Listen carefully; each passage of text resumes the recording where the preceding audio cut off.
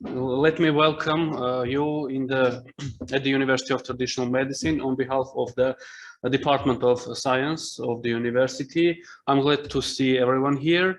So let me introduce our today's special guest invited to deliver his, I believe, and I'm sure, outstanding lecture.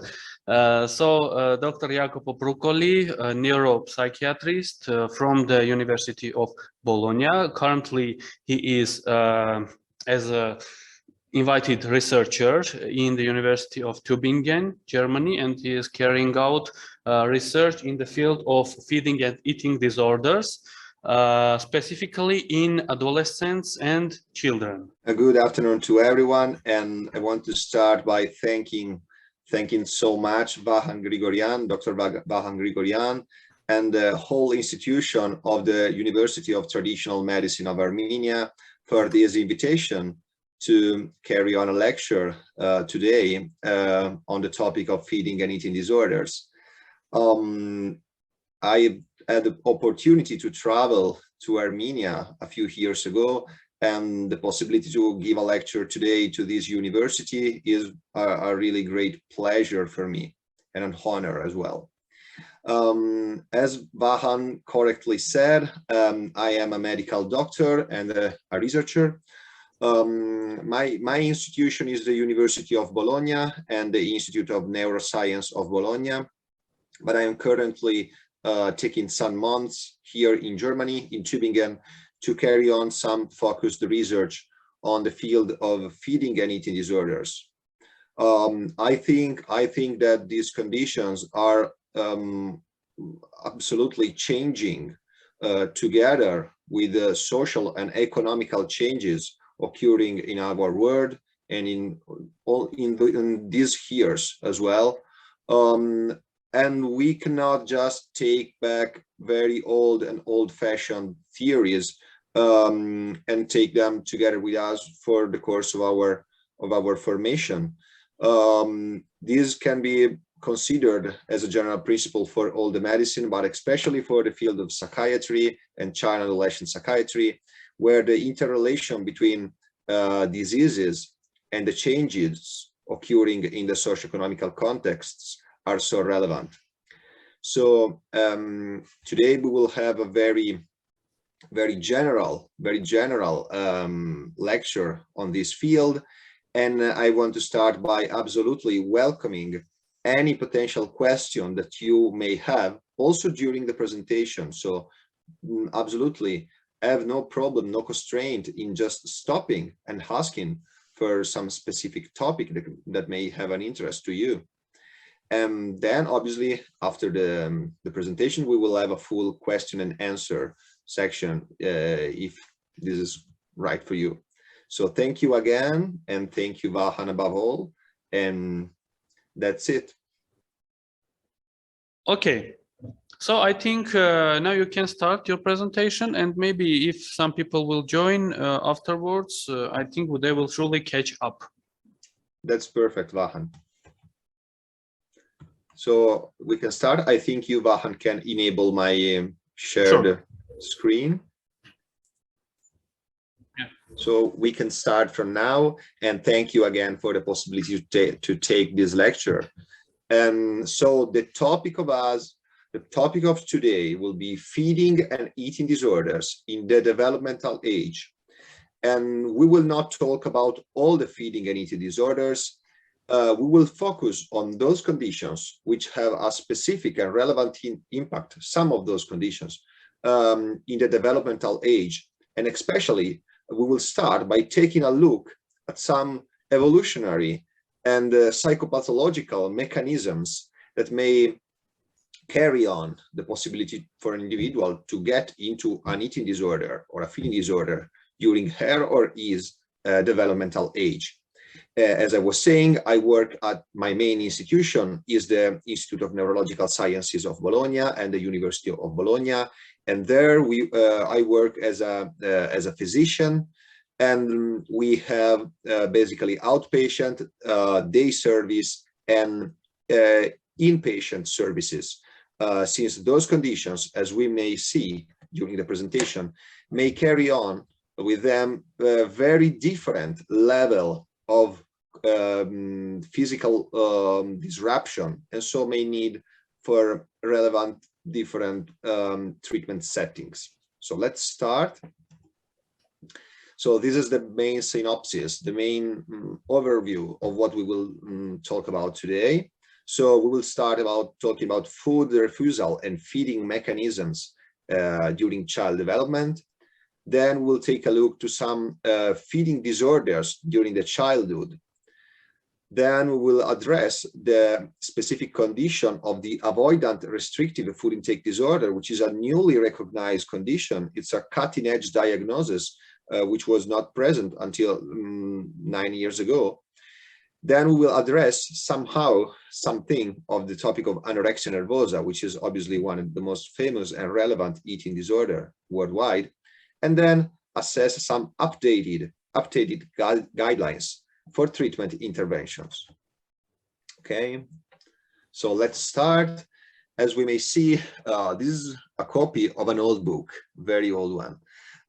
This has been written on 1943. So, and that's a book from Leo Kanner, and it talks about autism spectrum disorder, which is another condition which has a very relevant impact on child development.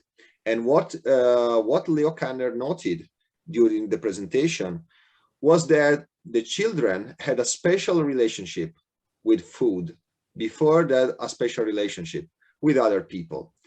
The desire, the need to keep the outside world away from them was noticed at first by the way they needed to keep the food out of their self, especially some foods they didn't like. This is just a way to start to talk about the way that food may impact on the life and the development of a child. It is not just a way to get nutrition. It's a way to interact with the outer world. And this is an extreme condition, autism spectrum disorder. And we see that children with this condition may have a relevant disruption in the way they deal with food assumption. But this is relevant for typically developed children as well. So we start talking about food refusal. And this is a topic, the omnivore's dilemma. So what's that? Basically, if we give a glance, we try to take a look to the development, not only of children, but of animals, we can see that it's normal, that children tend to avoid to eat some kind of foods. This is a kind of mechanism which has been conserved during the development of many species.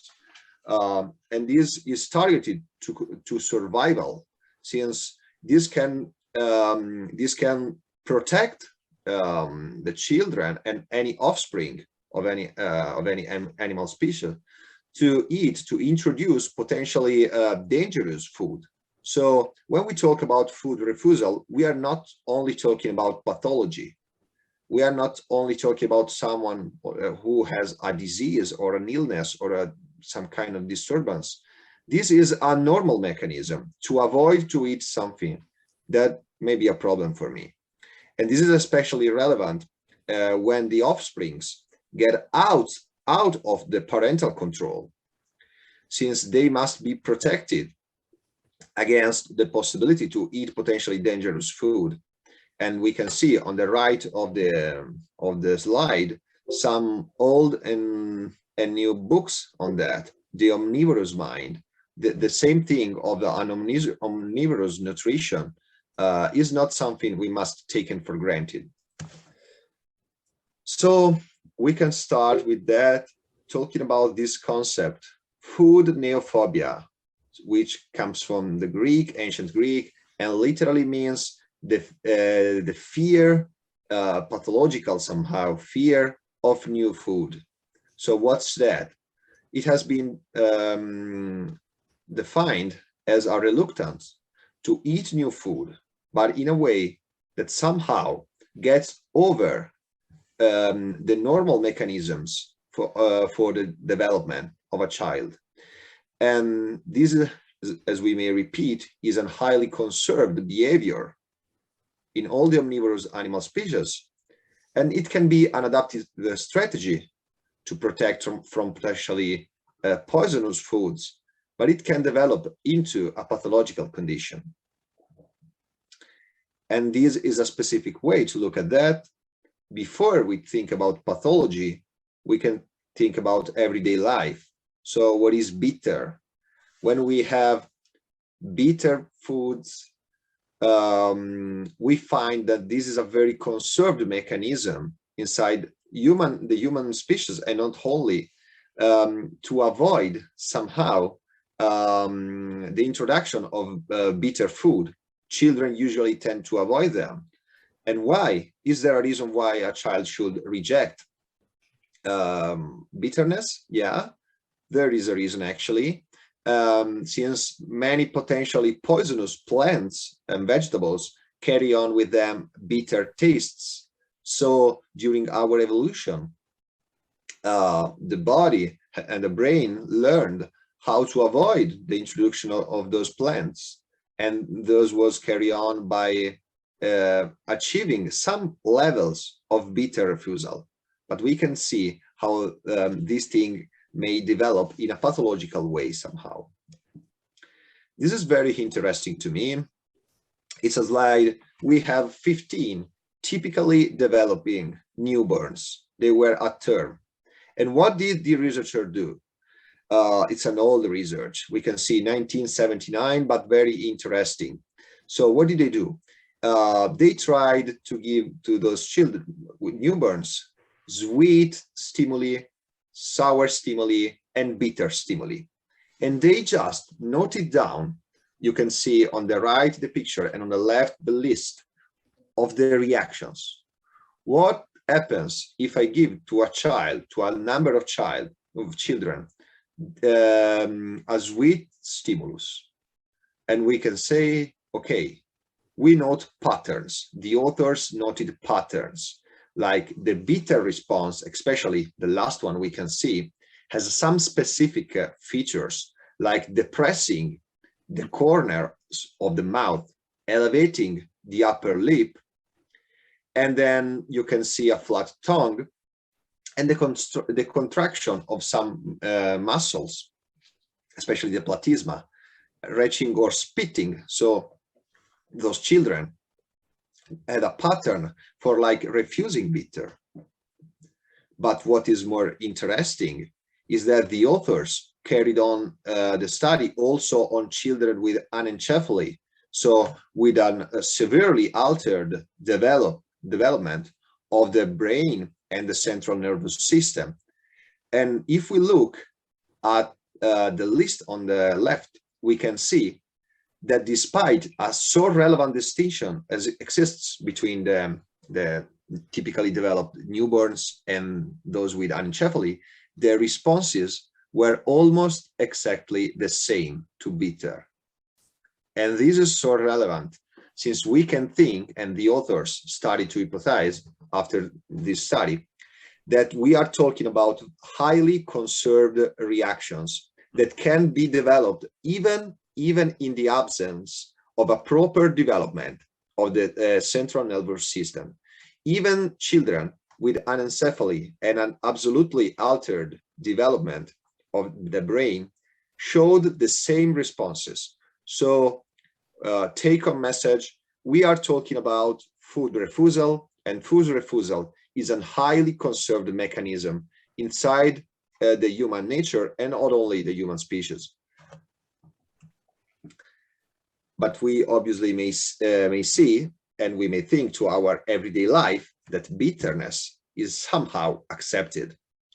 And what is the way we can see the development of bitter acceptance? Number of exposures, basically. So it's very simple, behavioral adaptation. The more you expose a child to bitterness, the more he or she will accept bitterness. And this is very basic, very easy. exposition induces acceptance. A very rough, a very rude way to look at that, but this is the basic for everything of us. And we may actually see, giving a kind of look into chemistry, that actually bitterness avoidance is important, but we cannot rely only on bitterness avoidance. That will create problems to the development.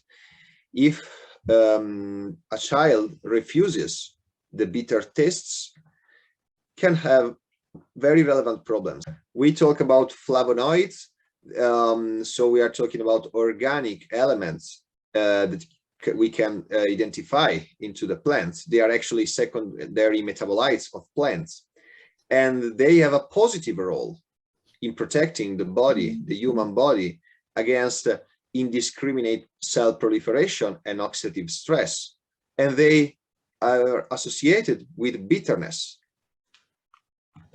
As we were saying, bitterness refusal is relevant for evolution, but we cannot avoid bitterness at all. We will lose so relevant metabolites, nutrients to our body, and these must not be reached. So the body needs a balance between refusal and acceptance, especially, but not only, of bitterness. And this is like a funny slide about chocolate. And we can see that the authors published a very small article, but on the Lancet, about dark chocolate and potential benefits of the flavonoids or flavanols, which are contained into chocolate. So, and we can taste bitterness actually when we eat chocolate. But what does the author say is that, okay, you can have bitterness, you can have dark chocolate, but the positive benefits of flavonoids are not like widespread into all the types of chocolate. Only dark chocolate contains a good quantity of those metabolites, of those nutrients, to give to us sufficient, okay, somehow detectable positive benefit. And it is not only behavior. We are not only talking about behavior. Okay, we saw that bitterness can be accepted by increasing the number of expositions of a child to a bitter taste. But it's not only a matter of behavior. Genetics is absolutely involved, and we will see how genetic is involved into the development and maintaining of feeding and eating disorders as well. So here we have a study in which the authors classified and assessed the effect of genetics into the absorption, the assumption and taste of some specific foods. Okay, we can see here a sandwich and the different components of that. There's an onion, there's a tomato, there's cheese. So we have different elements, but the way we may like or dislike what we are eating, that's somehow modulated by genetics, especially by receptors. So when we talk about food refusal and eating disorders, we may always think we are talking about behavior, but we are all talking about genetics as well. And genetics carries heritability. So in this study of just 9 years ago, the authors compared, and this is a very common topic, monozygotic and dizygotic twins about their food preferences. And they wanted to compare the heritability of food preferences. And this is very common when it's done on dizygotic and monozygotic twins. And the authors found that some relevant modulation and heritability of taste and pleasure in eating exists, and may be specifically linked with monozygotic twins. So after all those considerations, we may take a look at what food neophobia actually is. So now we may think about it as a complex result of different modulation of behavioral, social, and genetic factors. And we may see that we can see up to a 40 or even 60% of prevalence of food neophobia among typically developed children. But this has an unstable nature across the lifespan. So we may see there's a peak of food neophobia in the first months of life, and then it tends to decrease during childhood and adolescence. But adolescence and adulthood never stop food neophobia at all. So we always keep some degree of prevalence across any moment of the lifespan of the individuals. It's normal to find someone with the avoidance of some specific foods at any age. And so the authors wanted to identify, to disentangle different factors contributing to the avoidance of food, and they managed to classify some children as picky eaters. What does it mean? Picky eating has been defined as the aversion to tasting and eating which are familiar and unfamiliar. And this is the main thing we may look at: familiar and unfamiliar foods. So picky eaters don't just refuse to eat unfamiliar foods. I don't know this food, I don't like it, I will never take it. But they also refuse some familiar foods basing on some specific characteristics of the food. And I'm not talking only about taste, but also about the presentation of food, the patterns, the plate, the way, the moment the child has been proposed to eat the food.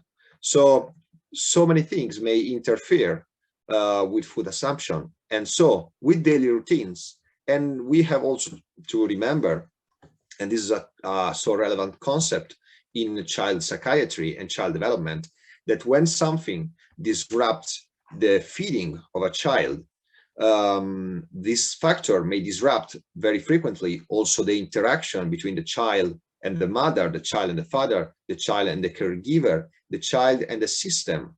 So everything may have, in this case, some relevant consequences, not just that the child doesn't eat the food, but we are thinking about a broader concept of disruption of the child life, or the life of a child and the life of a family.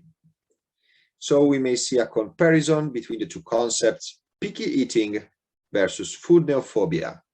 And we may see that food neophobia, okay, we see the food neophobia goes down after childhood, and especially after exposures. The wave of food neophobia goes down, as we were seeing during the course of a lifespan.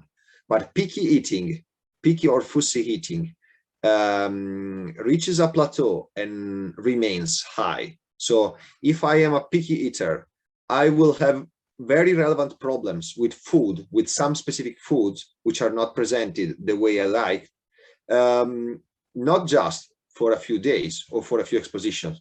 This gets more close to a pathologic condition.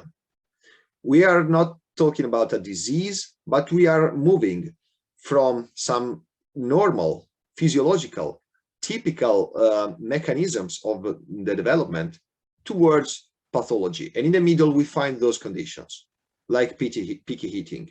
And a child can be a picky eater because of some features of the food, like consistency, as I was saying, the circumstances of the meal, okay? Like I'm not eating at 7 p.m., okay?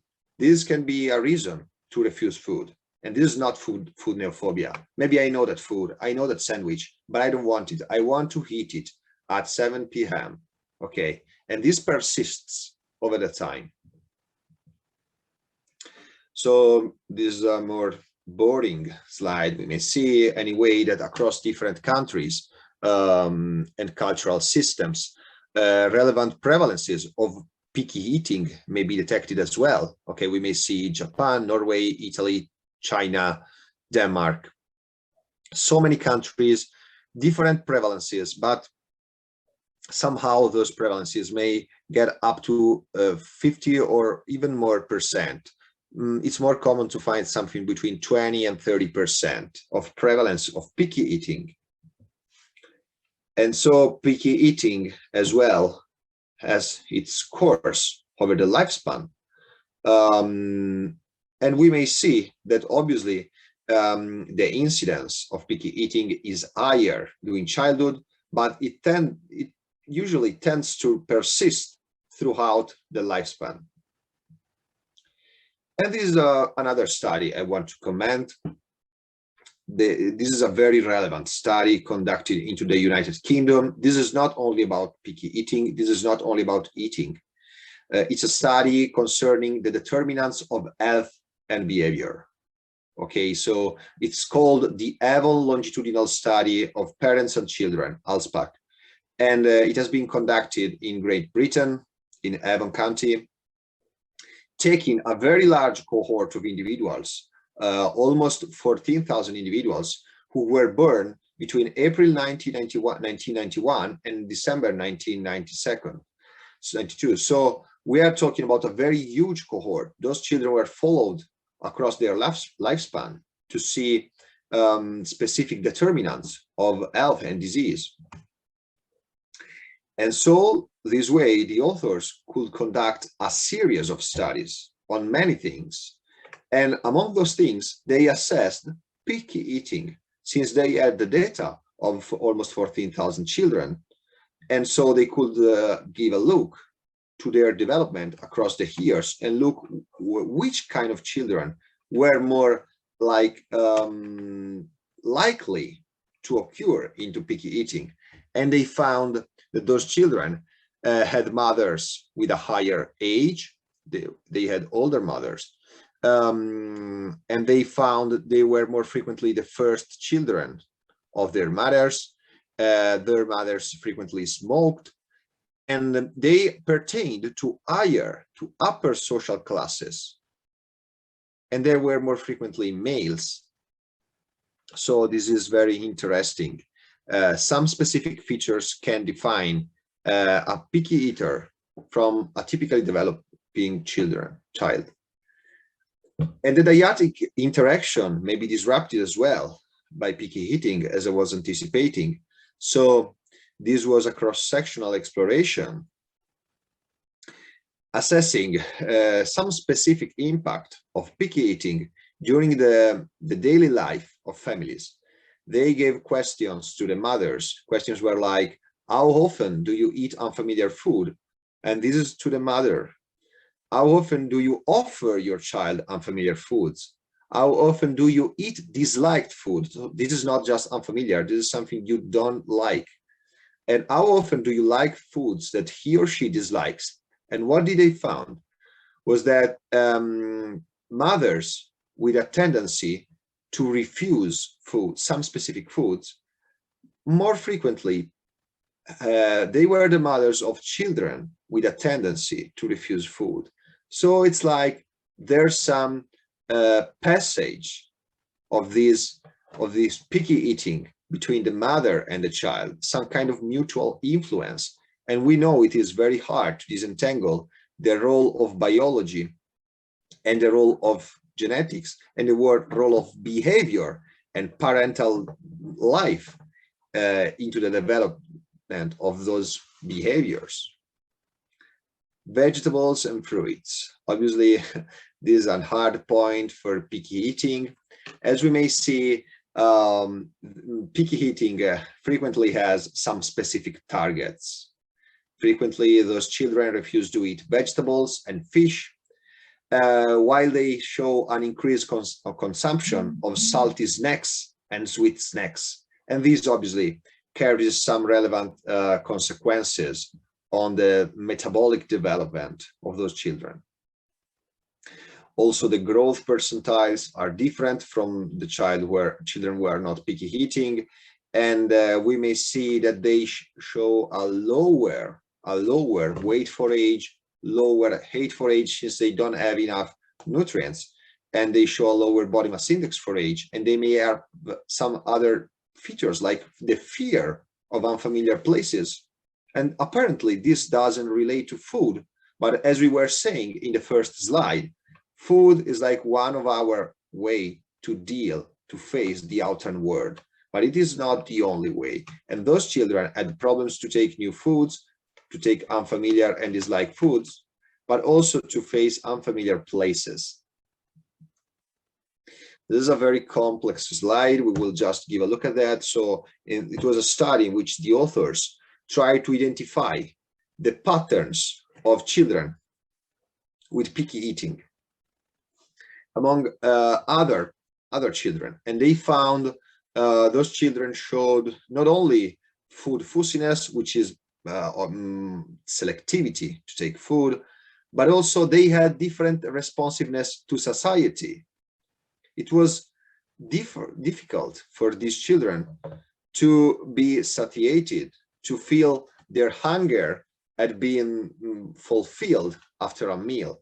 So it's like we are considering, and they were also more slow. They were slower in taking the food. So we are considering, okay, we are not talking about a pathological condition, but we are talking about maybe some features that have some genetic, behavioral, familiar transmission, and they can somehow look closer to a pathological condition, even though they are not still pathological. And so now we will talk about feeding disorders, classified feeding disorders in infancy and early childhood. So feeding, this is a definition from the Cambridge Dictionary, and feeding has been defined as an occasion when a baby has something to eat or drink. And this is very relevant, since this is not just introducing the food, it's an occasion, a moment between the child and the outer world. And we will see the consequences of that. So different authors try to provide some different classifications and previous definitions. So children not eating enough, choosy eaters, selective eaters, food phobia, those were some not so old way to define those children. It was not easy to find some specific feature to create a diagnosis. Failure to thrive, this was the first definition which was provided. So this has been defined as a syndrome. So we are changing our topic. We are talking about a syndrome characterized by growth retardation. And this is the main point. So we will have effects not only on feeding, but on growth as well, with all the consequences. Diagnosed in patients under the age of 18 months. So they are young children, and they may show lack of growth, a reduction in growth velocity, and also a very relevant consequence, a delayed psychomotor development. So now we're talking about pathology, but how can we define this? Okay, the first thing researchers tried to do was to create a classification. This is very, very common. When we want to disentangle the complexity of nature, we try to create classifications. The most obvious was the subdivision between organic failure to thrive and non-organic failure to thrive. So I'm the physician, I take the patient. I want to know, what is the reason why this patient doesn't eat? Okay, is there an organic reason? Is there a non-organic, like psychological or psychosocial or mother-child interaction reason? This may, at the first glance, look very easy, very straightforward, but this cannot be done in our clinical everyday practice, since it's almost impossible to fully disentangle all those factors. When you are at your ambulatory, okay, when you are working and you find a child who doesn't eat, you will never find a so specific reason. It's always a matter of many and many factors. So this was an old and outdated way to classify them. This is a perfect example. And when you work in child neurology and child psychiatry, you will have many of those patients, and you will always keep your mind on that. So this patient was born at 26 weeks of gestation, so this is prematurity, occurred prolonged ventilation, tracheotomy, and gastrostomy. Okay, those are very common consequences of prematurity. And the child showed a marked aversion to the sight of the bottle for feeding, and significant developmental delay occurred. When the child was discharged from the pediatric department, it was very easily distressed. Okay, she made continued developmental progresses, somehow slowly, and then she performed some developmental tasks, but still refusing food. And after months and years, okay, of a difficult interaction with their parents, even though all the pediatric management was completed, she still had problems in eating. But then progressively, those problems were treated. Okay, is this an organic or a non-organic failure to thrive? At first look, this is organic. Okay, we have organic reasons. But when the child grows older, okay, she will have difficult interactions with her family, with her system. And so it's not more a matter of organic problems. We can treat the organic problems and still have a difficulty in feeding. And so this is a Diagnostic and Statistical Manual of Mental Disorder, 4th edition. And this is the first... I'm sorry, can I interrupt you with a question? Because absolutely. You welcomed this. Yeah, absolutely. Yes. So did I understand it correctly? So if there is, if we are dealing with an infant, then Exactly. the more likely reason is being considered the organic one, huh? But if we have to deal with an older child, then it gets more difficult to identify. Am I correct or no? This is a very good point, Fahan. The older the individual gets during development, the more frequent and likely is the hypothesis of a non-organic reason. Okay, so this is basically true. But as we will see now, even young children can have problems associated with psychosocial reasons in eating, even young children. But obviously, when we are talking about very, very young infants and newborns, organic reasons usually may be looked at. Like in this case, in this slide, 26 weeks of gestation, this starts absolutely as a purely organical picture. Thank you. Yes, please. Just a second. Yeah, thank you. So can you hear me? Please. Or you can, from the audience, you can say, I can repeat. Okay. Yeah, just a second. So if you said we are going to do the tracheostomy and gastrostomy for the children, and the child start to refuse eating at all, and what are the condition of management we can do for the child in the particular conditions, sir? Because it was some sort of picky eating will be happens, or like because of the troublesome she starts to avoid, what we can do for that? Yeah, thank you for the question. And this is very relevant since we may see that the management of feeding is frequently linked, connected with very relevant and necessary organic treatments. Like we see, we may imagine this child, okay, with ventilation, tracheotomy, and gastrostomy. Okay, your question is very good. Like, what do we have to do? What can we do with this child? Maybe we are called, okay, as child psychiatrists into the pediatric emergency or into the neonatology unit, and they say, okay, we are treating, we are addressing the organic problems. We are doing gastrostomy and stuff, and we will talk with a surgeon. But now we need your help as a child psychiatry. So what will you do as a child psychiatrist to help this child in feeding and eating? And basically, what you have to do is to find some foods, okay, some foods that can be accepted to start.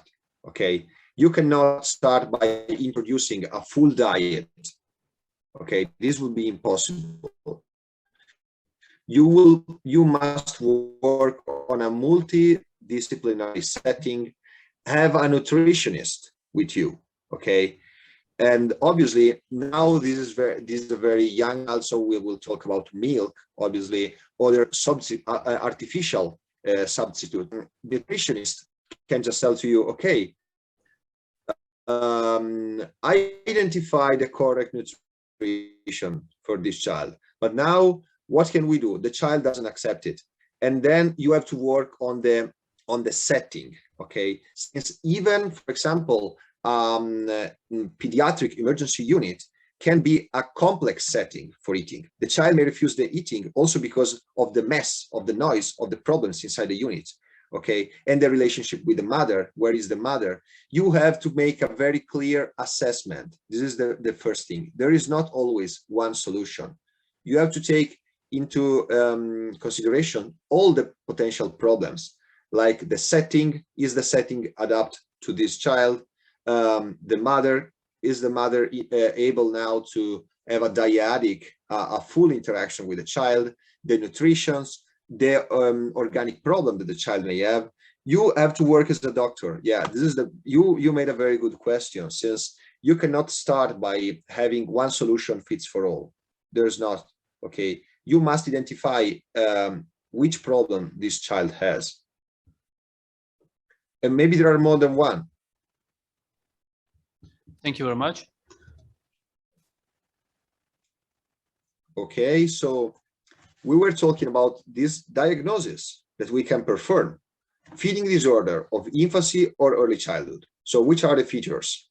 Like it is being defined as a feeding disturbance characterized by persistent failure to eat and failure to weight gain.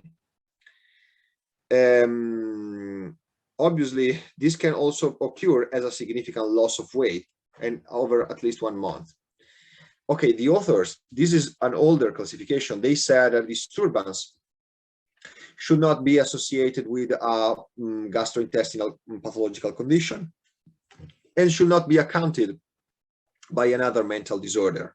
Okay, so this gets somehow complex. What is the nature of this disorder? Why the child has this disorder? The onset is before the age of 6. So it's like we have a child, the child doesn't eat, and we take a kind of diagnostic solution. Okay, we just say, okay, this child has a feeding disorder. But as a practical definition, this is not enough for us.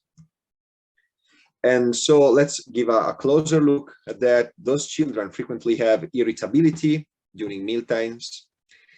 They have developmental delay. Their caloric intake is frequently inadequate, but they also have problems with the sleep-wake cycle. And this is another problem, regulation. Like if we have young infants, it's not just a matter of food. It's a matter of food, sleeping, and relationship with the older people.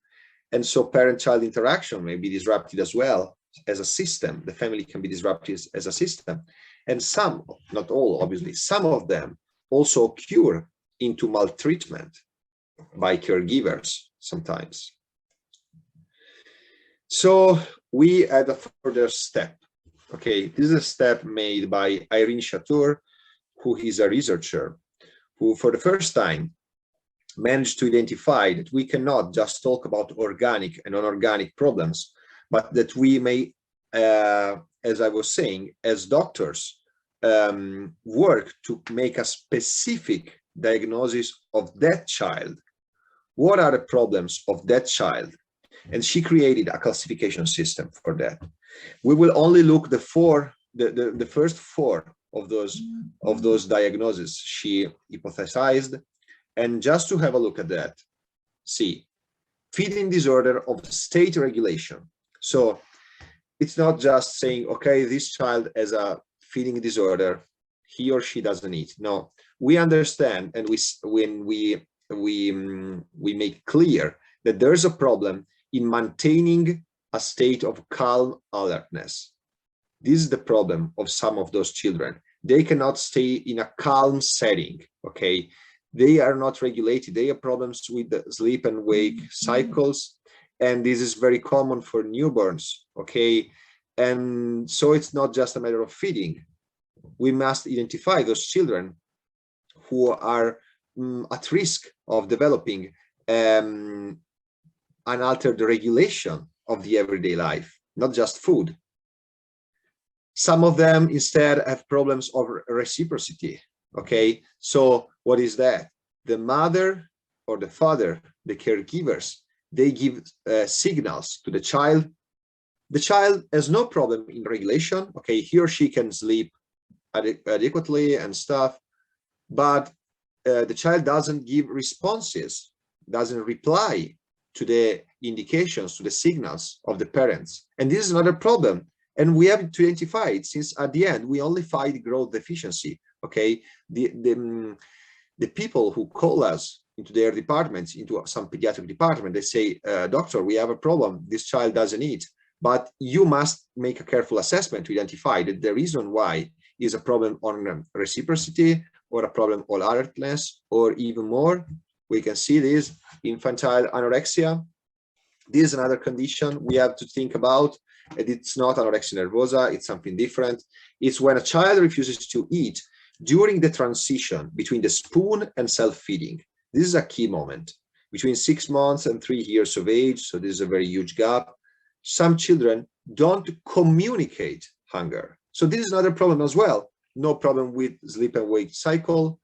No problem with the signals from the parents.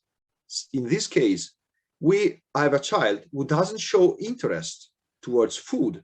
Okay, this is another problem as well. Since in the end, again, we find, you see criterion 4, growth deficiency. But this is for a different reason. This is why the child doesn't communicate hunger, and the parents don't provide food in these cases. Fourth and last, and you can see now how, thanks to this new classification from Irene Chator, we are moving to a very more logical and deep assessment of feeding problems. We are not just saying, okay, this patient has a feeding disorder, and so that's it. No, we are assessing why, and why this child has a feeding disorder. This is the fourth condition, sensory food aversion. So again, no problem with the reciprocity, no problem with regulation and sleep and wake cycles, no problems in communicating hunger. Okay, those children can communicate, I want to eat, I don't want, and the parents give them, but they refuse them because they have some altered sensorial perception. And how can you diagnose it? You must look at the types of foods which are refused. Okay, specific tastes and textures and smells, appearances. And so when those children take a new food, they usually refuse it in a pathological way. So we were seeing 4 different ways to have a feeding disorder. And all of them, they end up having a growth retardation and low weight. But as a physician, you must take another step. Okay, I want to understand why this child has this problem. And now we move to this diagnosis, which is the new way to perform this diagnosis. You know, the current version of the Diagnostic and Statistical Manual of Mental Disorders carried a new status to perform diagnosis, and we will see how. So in the manual, we have place for 8 types of feeding and eating disorders. This is also for adults, okay? And we may see many types of diagnosis, but for children, there is not, okay, one specific section is devoted only to children. Since a child can have different problems, we cannot just say, okay, this is a feeding disorder of infancy. This was the older way. Okay, now we have to currently classify it and correctly do it. And so this is the diagnosis I was talking about. Avoidant restrictive food intake disorder. So what's that? This is the DSM-5. So a truly new diagnosis. This is the way you have to conduct the diagnosis if you are asked for, okay? Also in an exam or in clinical practice. This is the correct and updated way. It's a feeding disturbance. Different dimensions, okay? They made a clear way to classify it. 1, apparent lack of interest, okay? The child is not interested into food. And we may remember about infantile anorexia. This is very close to that, but this is the new version. 2, avoidance based on sensory characteristics. And this was like the fourth disorder we were seeing. So the child refuses because of sensory problems. 3, concern about aversive consequences of eating. The child has the fear, okay? Fear frequently of what? Frequently of choking. And you will find it very frequently if you will work on pediatrics or on psychiatry, on child psychiatry.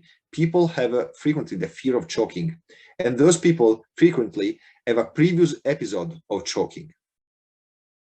And they start to refuse food, okay? And we can see the further criteria, but what is really important for me is that we retain those 3 different features, is that they show weight loss, okay? And this carries on, obviously, a nutritional deficiency. Some of them are dependent on enteral feeding. And so, if I repeat, when you are called as a doctor, they will tell you, okay, this child has weight loss and nutritional deficiency. They will not tell you this child shows lack of interest. And this is where you have to put your attention towards. So 2 other criteria.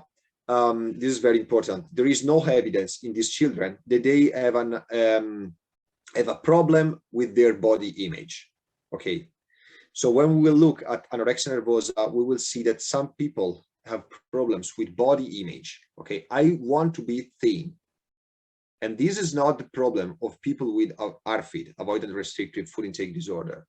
They don't want to be thin. They just cannot eat. This is so relevant.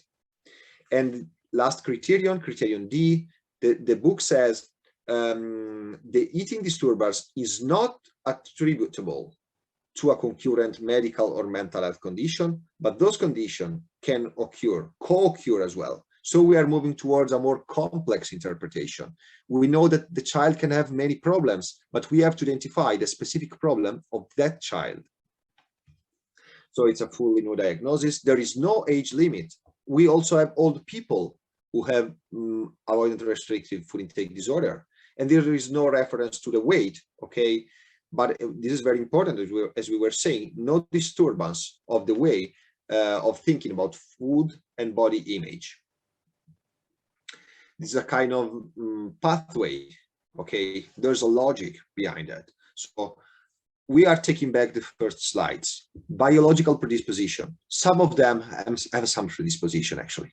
Some of them occur into a trauma, like choking, but not all of them. But all of them, in the end, have negative feelings and thoughts about food, okay? So they start to restrict food.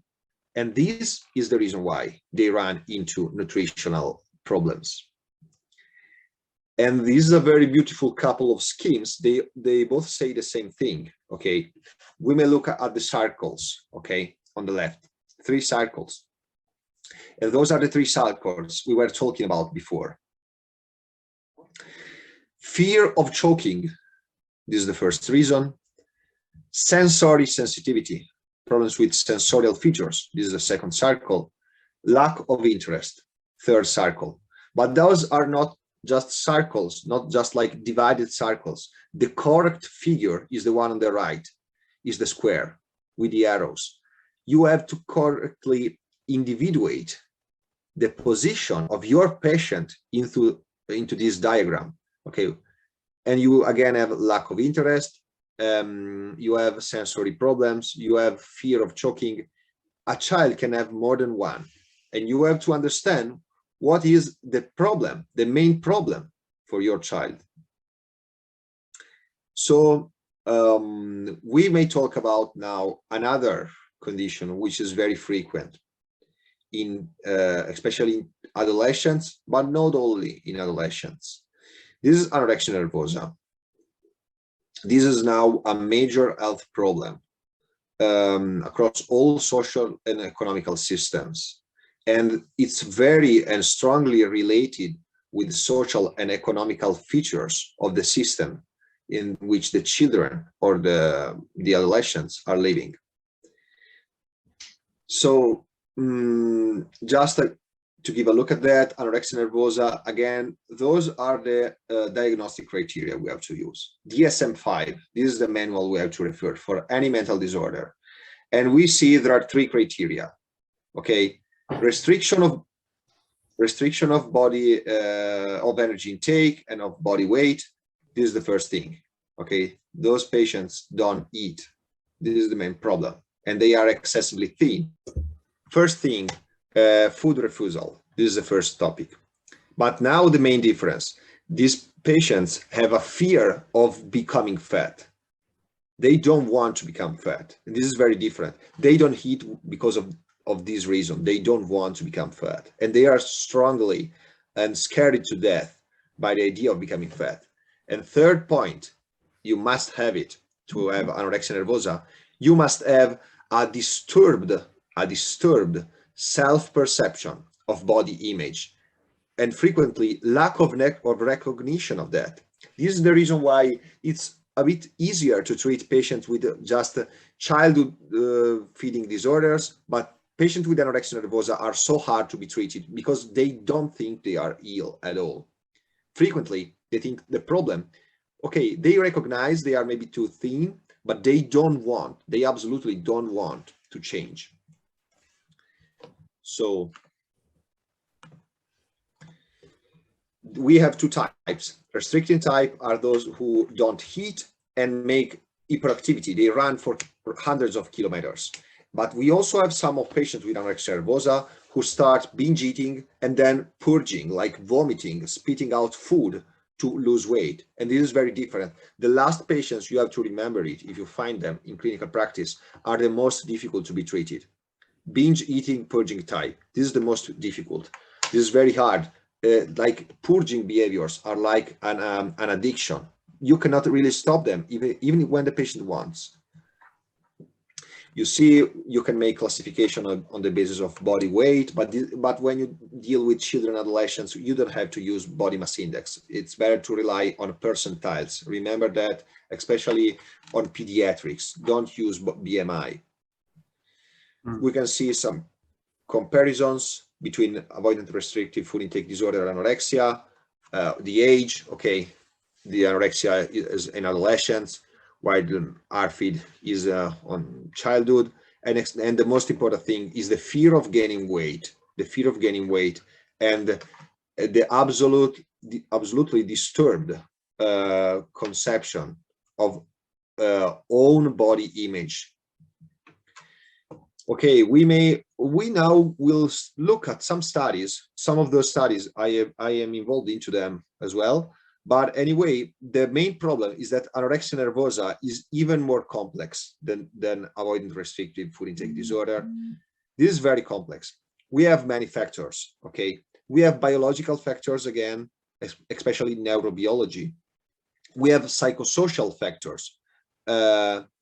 And we also have environmental factors, like when we have on television, the ideal of body weight, okay? What is the correct weight for a man or a woman, especially? This is hard to be defined. And the culture, the television and the mass media shape, obviously, these problems somehow. And also, obviously, psychopathology and personality has an influence in anorexia, in the development and maintenance of anorexia nervosa. Frequently, those patients have perfectionism. They have perfect lives. Okay, you are with them in your service, and you find they are wealthy, they are perfect at school and sports, and they want to become even more perfect. And this relies also on losing weight. So it's very hard to convince them that this is not becoming perfect. So just to take a look at some studies, this has been carried out in California, okay, just to show you how difficult it is to disentangle what is only psychological or only biological. Okay, what did they do in this study? Basically, they took a group of adult children and adolescents with anorexia nervosa, okay? They gave them some tasks, okay? They had to press some buttons, basically, when they saw some images, like assigning the images to different groups, okay? And when during the tasks, okay, they were taking magnetic resonance imaging, okay, to see which parts of the brain were activated the most, okay. Half of the patients had anorexia nervosa, and they also took a group of healthy control. The authors wanted to check if the people with anorexia nervosa, children and adolescents, they activate different areas of the brain when they perform tasks. And what they find, okay, they documented that. We will be, obviously, we will not go into the complexity of that, but was that the patient with anorexia were slower, okay, were slower, they had less motivation, okay, less motivation into giving an answer to the stimuli, okay. And but what is more important is that they showed a lower connection between some brain areas. Especially, we are talking, to get into neurology, moving from psychiatry to neurology, to the area called right ventral tegmental area, substantia nigra pars compacta. So we are talking about deep brain, and the connection with the nucleus accumbens, okay. So motivation was disrupted, and we were not talking about food. This is the main point.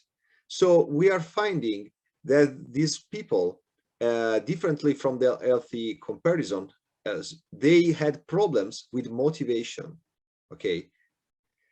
And this was assessed on other areas of the brain, and they found some specific activation of anxiety areas, okay. So somehow anxiety in some complex situations was more activated than motivation. And this is very relevant. I love this topic, and I have started to do research on that here in Tübingen in Germany. So this is body image and virtual reality. And Vahan asked me to give a small talk about it. This is so interesting to me. Okay, this is a systematic review of studies. Some studies are being conducted now.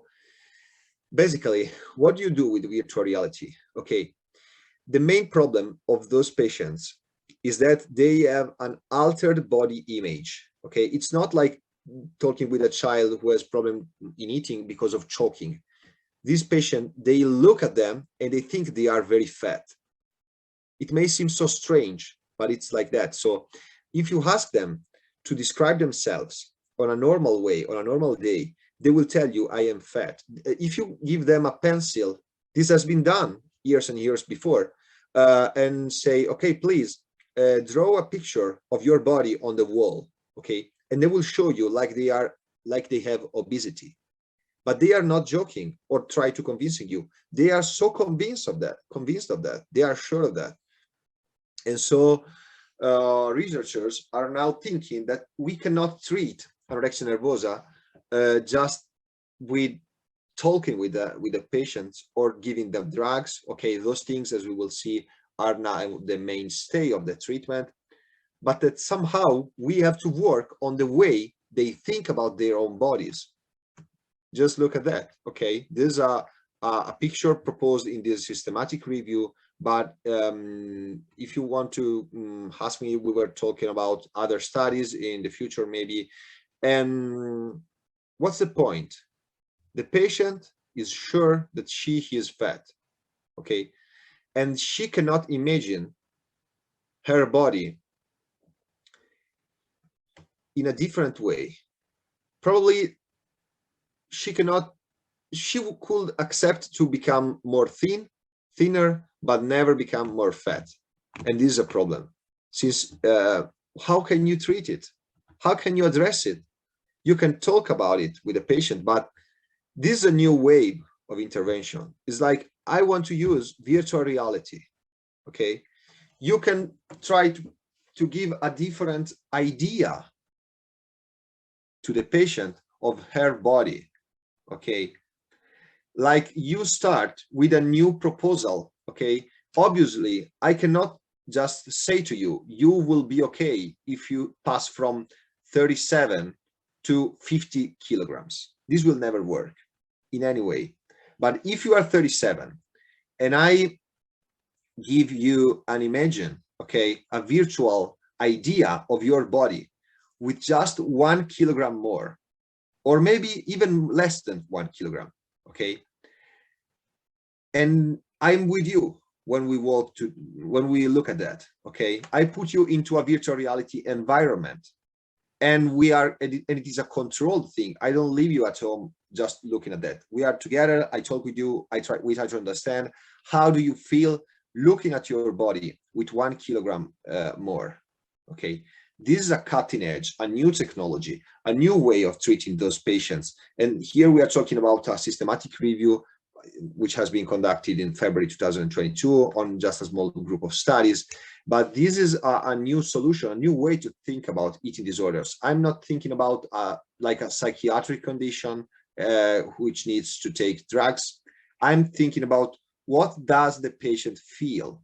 Okay, she feels she is fat, but I don't want to make her feel fat. I want to show her that she can live, that she can be in some way with 1 kilo, with 2 kilograms more, and work on that.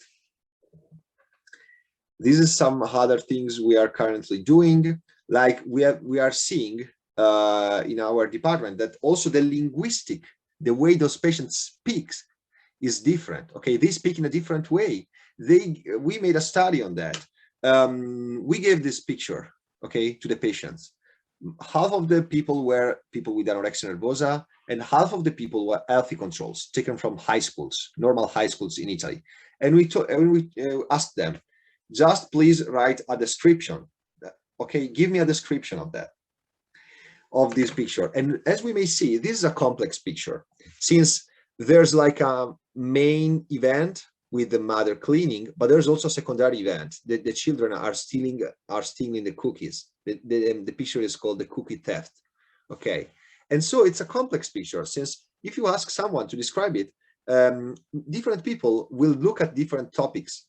And what did we do? We are using informatics, and we are using big data analysis in Bologna to assess the way those patients think and speak. Okay, and we found that they make different sentences from typical people. Okay, they were describing the picture in a different way. They were looking at the details. People with anorexia frequently look at the details, and they have problems into getting the whole picture. And they use very short sentences, but with very, very complex words. They knew complex words that people usually don't know and don't use. And some of those words, you can see point 2 here, they were not even available into the common dictionary of the system. They used very complex words, since they were looking for perfectionism, probably. And this is a very strange point. It's like we started by thinking about an organic thing. Okay, these patients are just thin. They have problems with weight and eating. And now we are getting inside their brains. Virtual reality, linguistics. It's like this is the third wave, okay, of addressing mental disorders. You don't just take a drug to solve the problem. Frequently you have to do it, but you also try to get into the mind. Okay, this is another research we have recently published on TikTok. Okay, I think all of you know TikTok. TikTok has very good features, but somehow also some bad features. It depends on the use. It's like everything, like television, like phones, like everything. Okay, and so we had this idea. Okay, let's go to our patients and ask them, what do you think about TikTok? We were in our service, outpatient service, to say, okay, let's for a moment take a stop. Okay, take half an hour and talk about TikTok, since all of them, they were using TikTok. It's so frequent, even more than Facebook. Okay, when we were asking about Facebook, it was like, okay, you are old, why are you using Facebook? Frequently, even Instagram was considered as something old, especially for young patients. And they gave us their comments. And this was so interesting, since this is the new way of addressing those problems. You have to to ask the patient, since the world is changing, you cannot just start with your theory in the books, okay? And they said, okay, TikTok can have positive features, like we can create groups, okay, and work together against body shaming, which is another relevant problem. I can talk with people who share my same ideas, okay, and people of my age. It's not like talking with old people, but they also found problems, since they say, okay, it's so frequent to find haters, body shaming on TikTok, and the videos of TikTok promote a thin ideal. And I think you remember, we were looking at the factors, okay, the ideal of a thin body. What's that? Where do you find it? Maybe 100 years ago, they found it on books, okay? 10 years ago, we were finding it on television, seeing young and thin people. But now our children and adolescents, they don't use televisions, they use TikTok, and the thin body is promoted on TikTok. And this is so relevant. And if you don't ask the patients, you will never know it. You will never know it. How do they feel? What is the way those conditions are like propagating and using potentially positive services? Since TikTok has also some very positive features, but for someone who has like a predisposition, maybe this can be used in a bad way. So the last thing, and then we can go to question and answers. I just gave a look to some interventions. Okay, we will not read everything. This will be very complex to read all the intervention, but just to have an idea of what do we have to do. So basically, we have guidelines. Okay, this comes from the Australian New Zealand. Okay, and those are very updated, like 2020 guidelines on how to treat eating disorders. We will look only at this picture, okay, for this guideline. This is so relevant. Starts from the center. Eating disorder treatment principles, the basics. You cannot do that on your own. This is the main topic.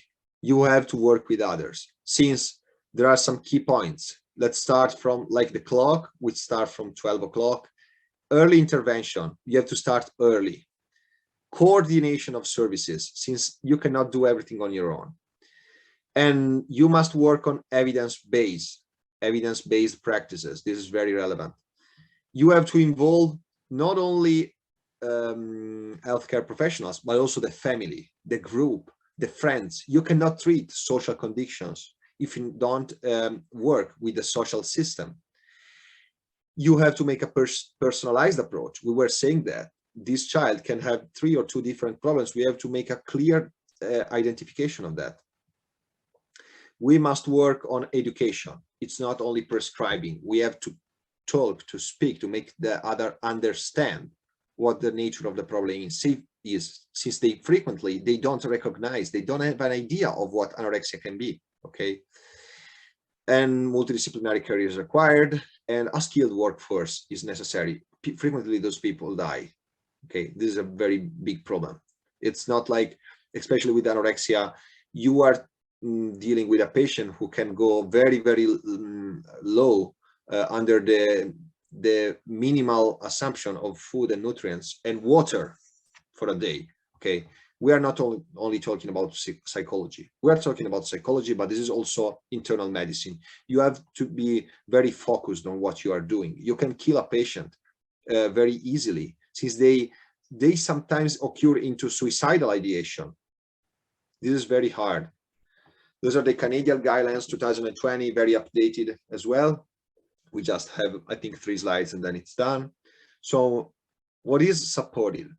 Psychotherapy. This is the first thing, absolutely. Especially, you see, family. The strong recommendations exist only for family-based treatment, since family conflict are very strong.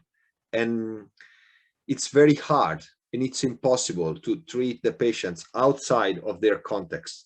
You have to take their parents, their context, their caregivers in care. And this is the main message, the main take-home message of this presentation. You cannot treat a patient on her own or on his own.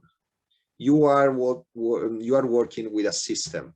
The system starts from television, TikTok, the media, then goes to the group of friends, then goes through the family, and then in the end, you have the patient. but you cannot just look at the patient. And you can see here there are cognitive behavioral interventions as well. And this is very interesting, I think.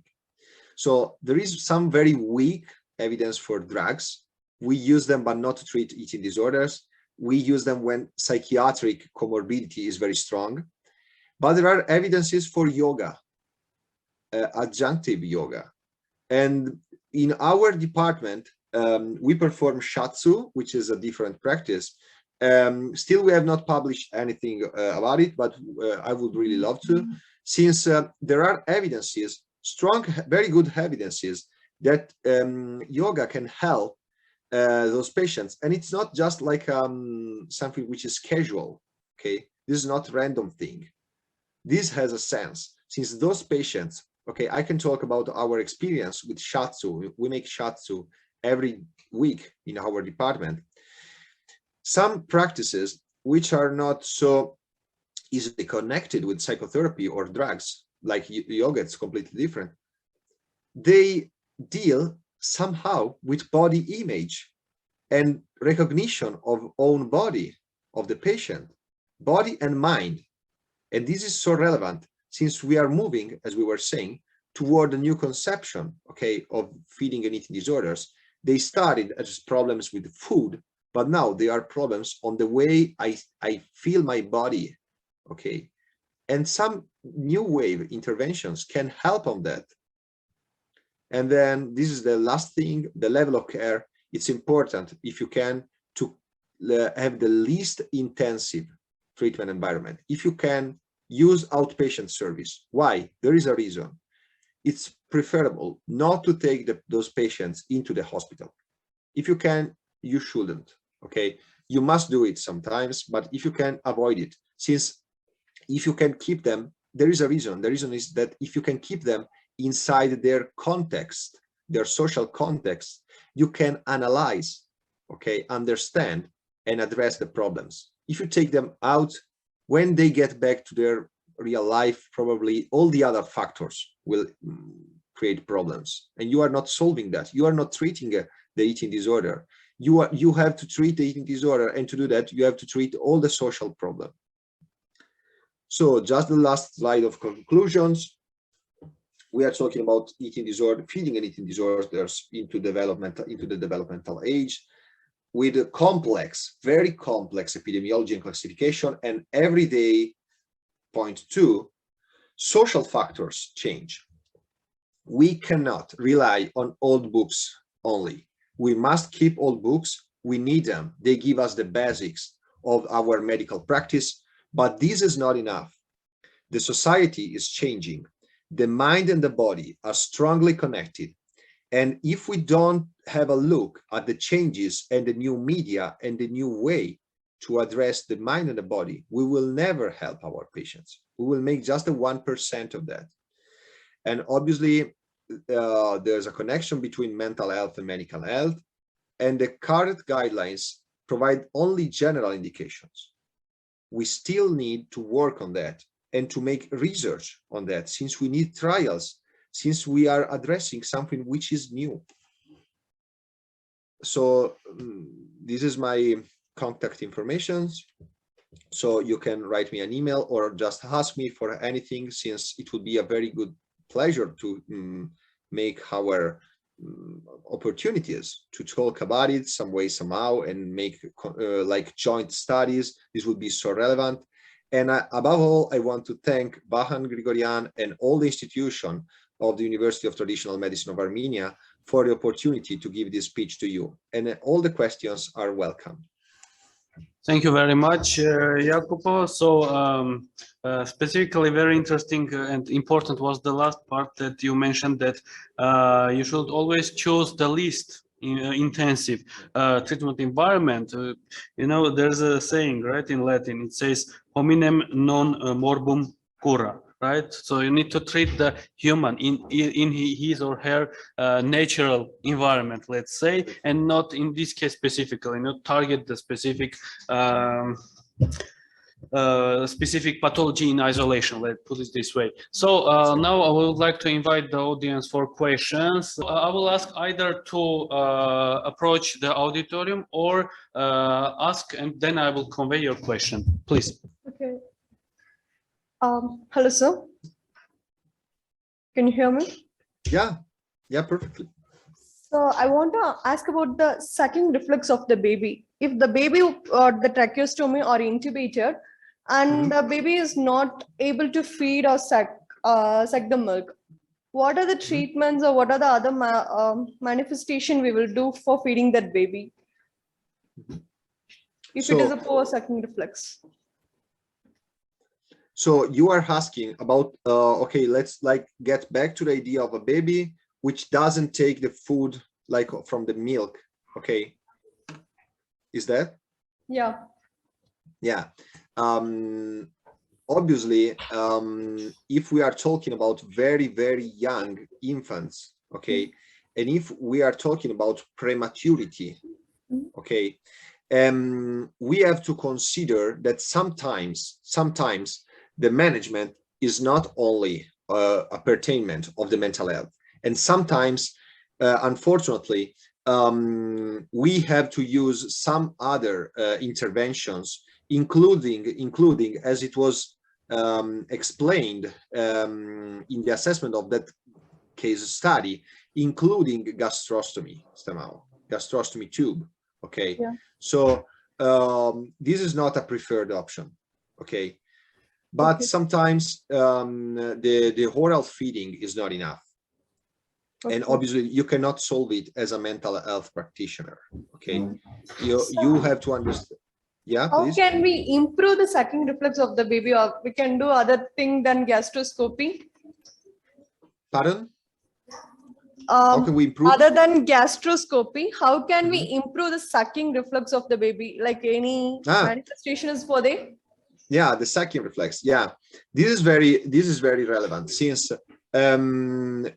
if the situation of the baby is not so severe, okay, it's not so severe to run into the necessity of a gastrostomy, sometimes we may actually want to improve the sucking reflex. Okay, this is logical, obviously, especially if we are talking about children who are, okay, maybe not actually just newborns, maybe they are like 2, 3, 4 months of life, okay, but the child doesn't eat enough.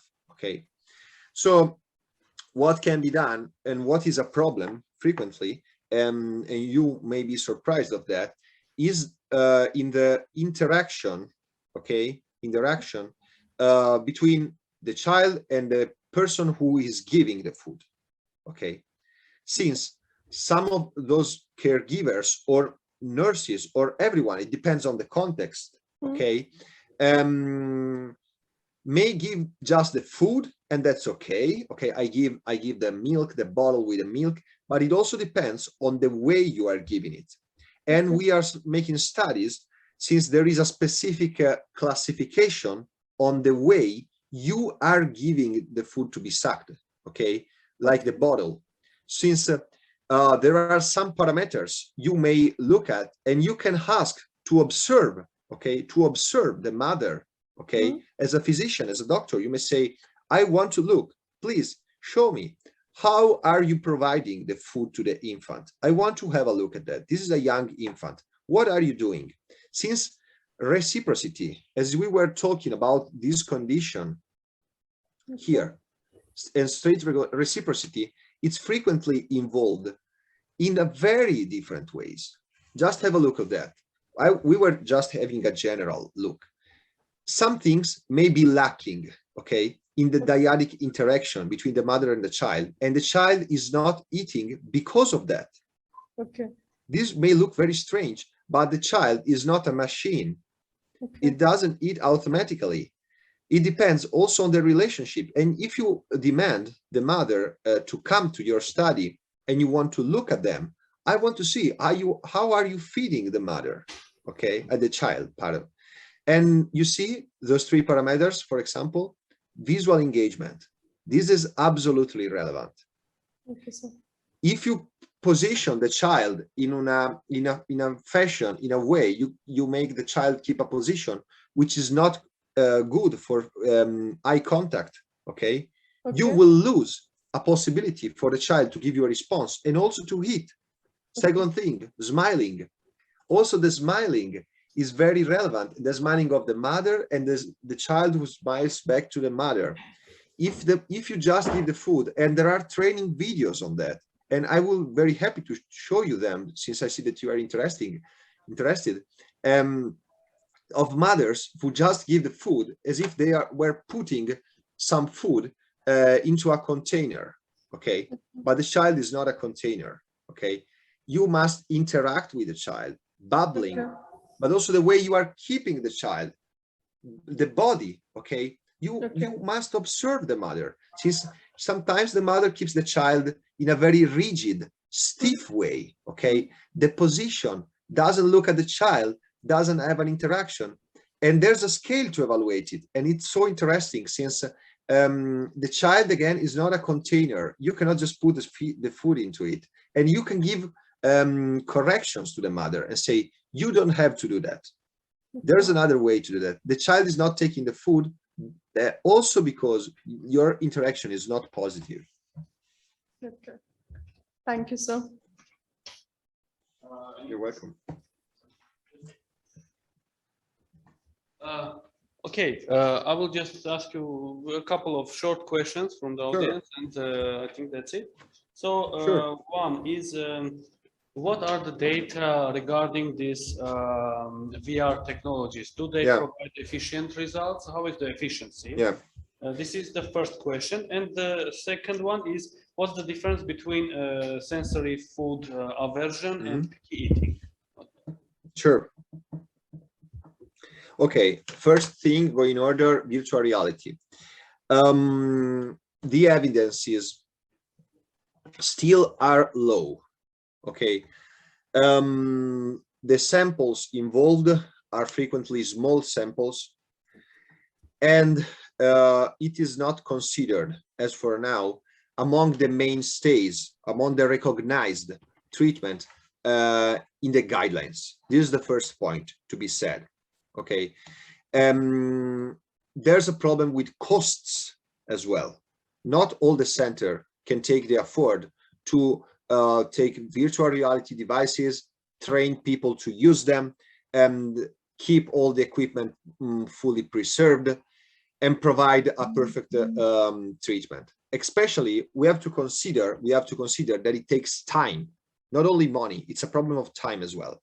And the studies are on a small number still, also because you need like to make an investment on that. Okay, just imagine, you cannot just take the patient and expose the patient for 10 minutes. You will make multiple expositions on that, okay, since it's not enough one time. Okay, it's not enough, and it's very hard. And I tried it on myself. And on the first moments, you are fully scared. Okay, it's like it's very complex, and I think we will need years before it gets into the guidelines, actually, since we will need large trials on that. But progressively, research is moving into getting the factors that may predispose some patient and not another one to give a positive response to virtual reality. And as a second point, sensory. Okay, this is very relevant. So we move back and we see this is the exact way Irene Chatur classified it: sensory food aversion.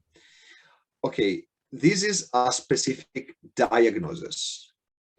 This has been classified into a manual which is called 0 to 3, and now it has an updated version which is called 0 to 5, which means from 0 to 5 years. Okay, and it's specifically made to make a mental health diagnosis to young children. Okay, and this is a diagnosis. So this is a pathology, and we are talking about children who run into a pathological loss of weight because of their sensory food aversion. And frequently it's very difficult to find just one factor. Maybe they don't want to eat because of many problems, like the temperature of the food, the look of the food, but in the end, it goes to a disorder. This is the point. If we talk about picky eating, we are talking about a larger concept. Okay, this is picky eating, and many children have it, but not, okay, some of them effectively can have, as we were saying, an impact on their food and weight, but it's not a specific diagnosis.